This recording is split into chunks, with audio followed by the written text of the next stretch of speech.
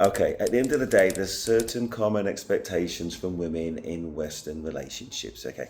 And they tend to be along the lines that men are going to be the providers. And that's been the established norm for a considerable amount of time. All right, okay, so that's the one thing, right? So they need to be a protector, they need to be a provider, they need to be loving, they need to be a good father, they need to go out and work, you know what I mean, whilst the other side tend to the nest more generally. So to summarize, there is an alpha and a submissive, basically. There's somebody who goes out there and tills the land, and there's the more submissive.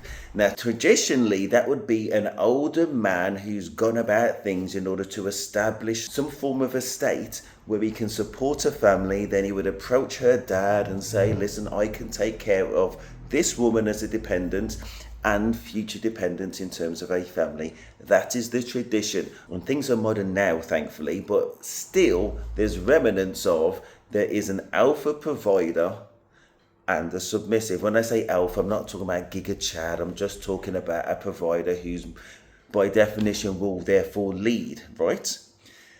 You can't have two alphas. You can't have two male roles in a heterosexual relationship. And that really is the bulk of most of these problems. Back to the start. All right. So if a lady wants the man to be a provider, then by definition, she is a submissive and she receives these gifts from the alpha. But that alpha is going to have some expectations of a submissive if that's how she presents herself. And there is the crux of the matter. Now, if she goes in as an equal and pays her way, and those are her expectations, and she seeks out a man who also seeks her as an equal, happy days. We've got a modern balanced relationship going forwards where it's not about alpha and submissive, two equals.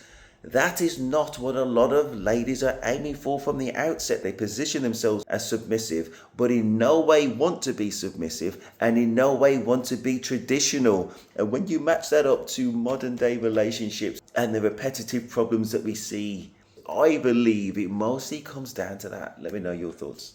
You know the drill. The full video that I've just talked about is going to be round about here towards the bottom of the screen if you're on a mobile. Otherwise, the link's going to be in the description or the comments.